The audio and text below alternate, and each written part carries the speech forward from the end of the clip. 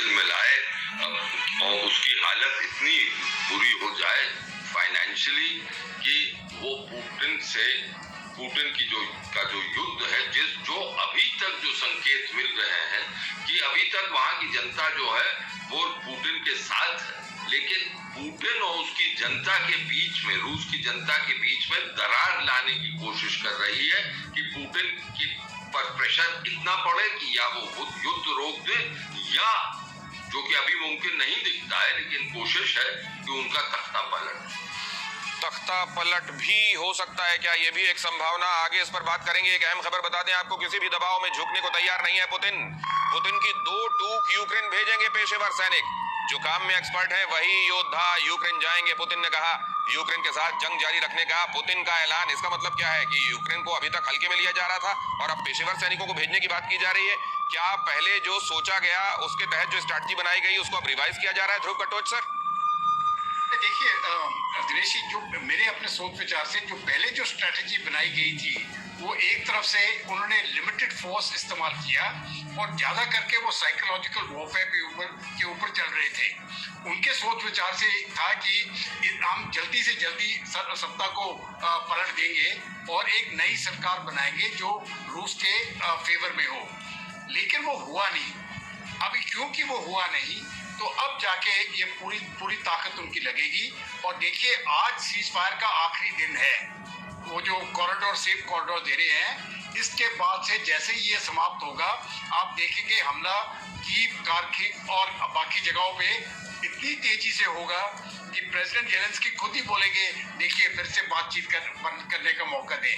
ये अभी शुरुआत जो बहुत भयानक युद्ध की मुझे लगता है यूक्रेन के अंदर। लेकिन अगर अब स्टेटमेंट को इन टोटलिटी देखें, मैं इसको कुलकर्णी सर आगे आपके पास लेकर आऊंगा। अब पेशेवर ही जाएगा, जिसको काम आता है वो ही जाएगा। मतलब अभी जो गए हुए हैं वहां उनको लिए क्या मैसेज है कि तुमको काम नहीं आता? ये भी मैं समझूंगा सर आपसे, लेकिन एक अहम खबर बताने के बाद यूक्रेन के इरपिन शहर में सबसे ज्यादा पलायन देखने को मिल रहा है इस वक्त। पलायन के बाद लगभग खाली हो गया है इरपिन शहर। बर्फबारी के बीच इरपिन से पलायन जारी है। बहुत बड़ी इंसानी फ्लाइट, ये बहुत बड़ी इस समय इंसान के लिए त्रासदी आप समझ लें। बर्फबारी ऐसी, टेम्परेचर माइनस के न जाने कितने ना जा रहा है, और वैसे में आप देखिए जरा इरपिन से टूटे हुए पुल से खुद को जोखिम में रखते हुए लोग इस जगह को पार करते हुए कीव के आसपास तमाम जगहों को खंडहर बनाने में लगा हुआ है रूस। और क्योंकि कीव जितना ट्रैक कर रहा है उतना ही आसपास उसका कहर उतना ही बरतता जा रहा है। इरपिन भी उन्हीं शहरों में से एक, और इरपिन का क्या हाल हुआ है लगातार शेलिंग से, मिसाइल दागे जाने से, बमबारी से। आप देख लें वहां के टूटे हुए पुल, टूटा हुआ इंफ्रास्ट्रक्चर, जाते हुए लोग, और साथ में ये बर्फ जो इस समय जिंदगी की रवानगी को जमा देने के अलावा ये मौत की बर्फ इस समय समझ में आ रही है। लेकिन मैं जनरल कुलकर्णी, जो पेशेवर है वो जाएंगे, मतलब क्या है? देखिए आप 17 लाख लोग पलायन, 17 लाख लोग बेघर, और आपको सुनकर के आश्चर्य होगा कि यूक्रेन की आबादी एक वक्त की 5 करोड़ और आज है 4 करोड़। तो यूक्रेन में तकरीबन हर दिन अगर 17 लोग बढ़ते हैं तो सिर्फ 7 ही लोग पैदा होते हैं। तो वैसे ही यूक्रेन में परेशानी है। उसके बाद जिस प्रकार से यूक्रेन में लगातार पलायन हो रहा है, जिस प्रकार से यूक्रेन में लगातार लोग बेघर हो रहे हैं, कीव जिसकी आबादी 35 लाख, आज के दिन में मुझे लगता है पूरे कीव में 3 या 4 लाख लोग रह गए होंगे।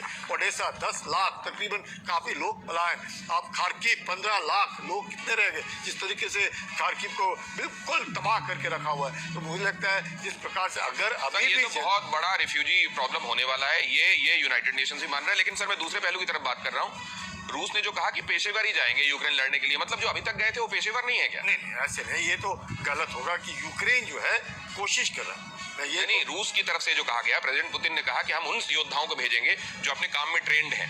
नहीं, वो देखिए काम में ट्रेंड उन्होंने क्यों कहा, क्योंकि उनको लगा किसी वक्त जेलेंस्की जो है बाहर से लोगों को बुलाने की कोशिश करें, इसलिए उनका वो जो स्टेटमेंट था उस ओके।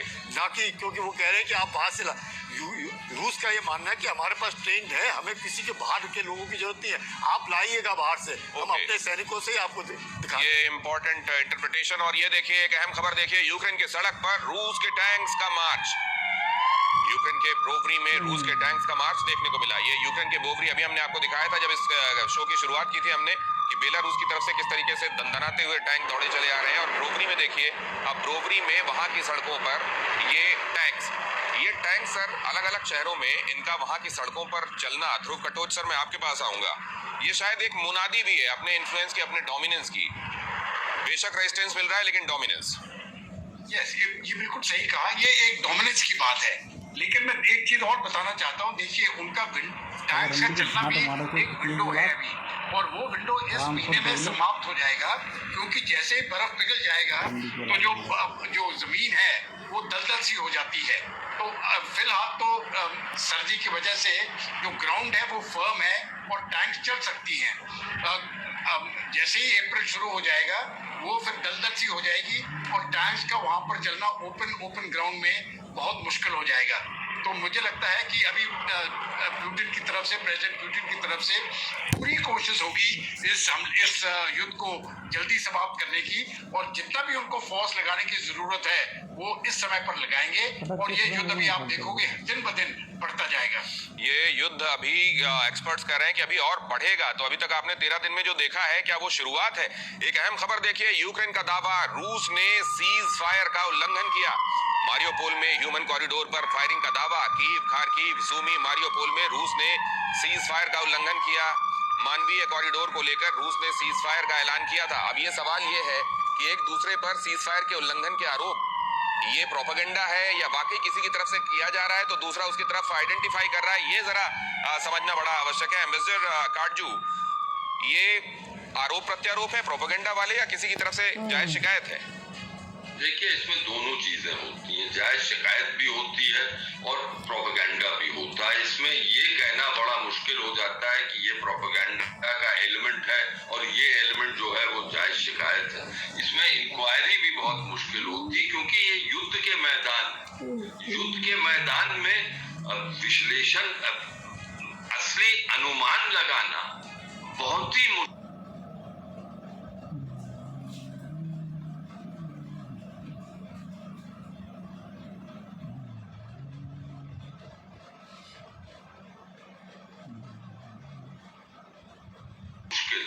क्योंकि इसमें ये कोई ऑर्डिनरी क्राइम सीन्स नहीं है कि आपको एविडेंस मिले, शहादत मिले और फिर किसी कोर्ट में जाके इसका प्रोसिक्यूशन हो।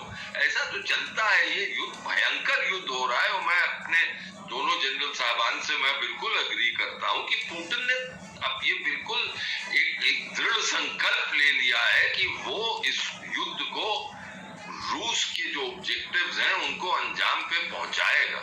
हाँ, उसमें उसको एक बहुत बड़ा दाम चुकाना पड़ेगा, लेकिन अब उसके पास मुझे लगता है और कोई जरिया नहीं है।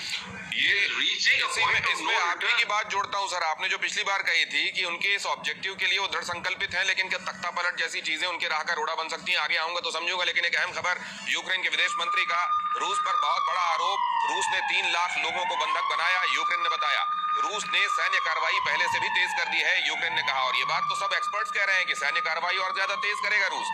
तो जेलेंस्की यहाँ पर लगातार ये जो विक्टिम प्ले कर रहे हैं, यही विक्टिम प्ले करके खुद को अंडरडॉग पोर्ट्रे करके इसी तरीके से वो लड़ाई को आगे बढ़ाना चाहते हैं, ये उनकी स्ट्रेटजी का हिस्सा है, या वो जेन्युइनली अपनी जो स्थिति है उसको बयान कर रहे हैं? कुलकर्णी सर, ऐसे है कि बार बार ये कहना कि ह्यूमन शील्ड बना रहे हैं, रूस का मानना है कि जो उन्होंने मौका दिया था, 5 लाख आबादी थी, तकरीबन 2 लाख का वो कह रहे हैं कि लोग वहाँ पे मारियोपोल में अटके हुए हैं।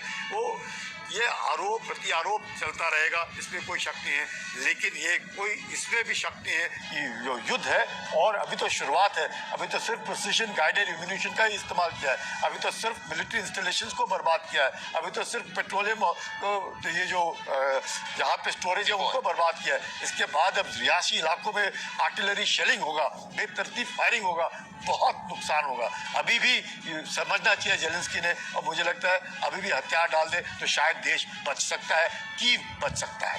जेलेंस्की अगर अब भी समझदारी से काम ले तो देश अब जितना बचा है कम से कम उतना बच सकता है, ये कह रहे हैं एक्सपर्ट्स। एक अहम खबर बताने के साथ ही मैं फिलहाल एक ब्रेक के लिए जाऊंगा। गोलीबारी के बीच यूक्रेन में ऑपरेशन गंगा जारी, सूमी में फंसे 694 भारतीयों का रेस्क्यू ऑपरेशन पूरा। भारतीय दूतावास की 12 बसों से पोल्टावा लाया गया, पोल्टावा से पोलैंड या रोमानिया के रास्ते भारत लाए जाएंगे। भारत ने बांग्लादेशी और नेपाली नागरिकों को भी इवैक्यूएट किया। ये है हिंदुस्तान, देखिए ये है हिंदुस्तान। साथ के वो, और आपको मालूम है कई जगह पर पाकिस्तानी नागरिक जो हैं उनकी रक्षा तिरंगे ने की है। अगर तिरंगा साथ में नहीं होता तो उनके साथ कुछ भी हो सकता था। और यहाँ पड़ोसी देशों के नागरिकों को भी साथ में इवैक्यूएट किया जा रहा है। बहुत धन्यवाद करूंगा मेरे मेहमानों का मेरे साथ इस चर्चा में विश्लेषण के लिए जुड़ने के लिए। और आगे ये तमाम अपडेट्स लगातार आप तक पहुंच रहे हैं वॉर कवरेज में नंबर 1 TV9 भारतवर्ष।